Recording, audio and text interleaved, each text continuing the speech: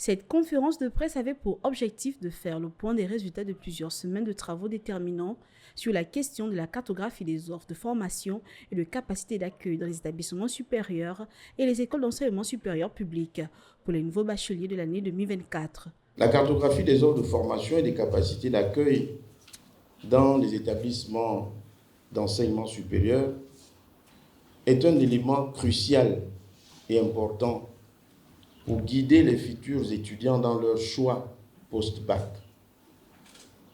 C'est vraiment important qu'on sache, en fonction de ses capacités, en fonction de ses performances académiques tout au long de l'année, vers quel établissement nous pouvons nous orienter de façon raisonnable. Sur plus de 22 000 admis au baccalauréat 2024, 16 215 seront bientôt reçus dans les différents établissements supérieurs publics. Le ministre de l'Enseignement supérieur entend faire de la formation professionnalisante un pilier de la réussite au sein de la jeunesse gabonaise.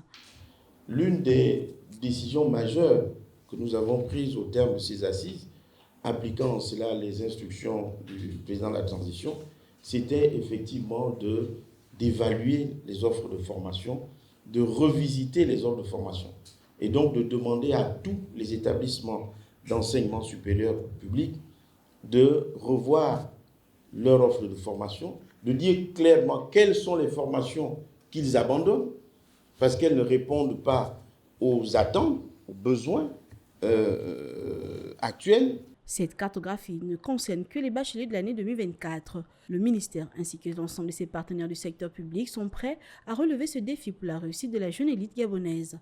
Il faut dire que l'État gabonais a procédé à une dotation de 13 milliards de francs CFA aux différentes structures d'enseignement supérieur pour une plus grande capacité d'accueil.